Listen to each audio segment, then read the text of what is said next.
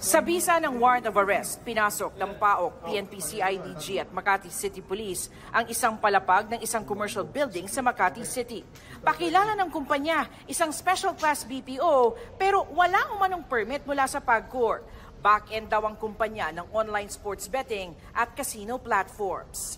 Talagang nandoon yung isang online gaming platform na pinagbabawal na sa ibang bansa. Iba't ibang bansa ang niloloko nito. So that's why merong mga Japanese sa loob, may mga Malaysians, may mga Chinese, may mga Taiwanese, may mga taga-Hong Kong at Brazilian.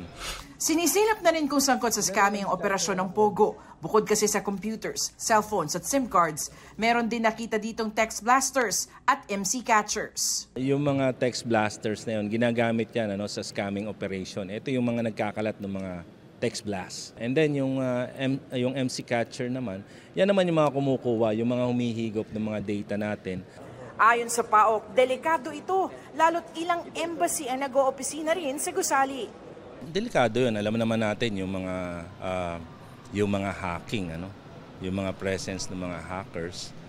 And then matatabihan ka ng mga ganito. So, medyo security risk.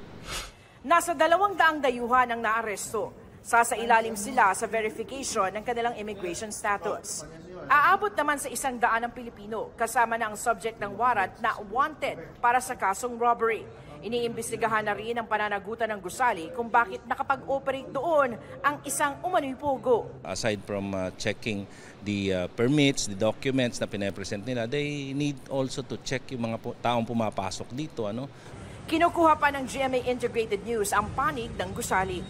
Para sa GMA Integrated News, Sanima Refra ng inyong saksi. Mga kapuso, maging una sa saksi. Mag-subscribe sa GMA Integrated News sa YouTube para sa iba't ibang balita.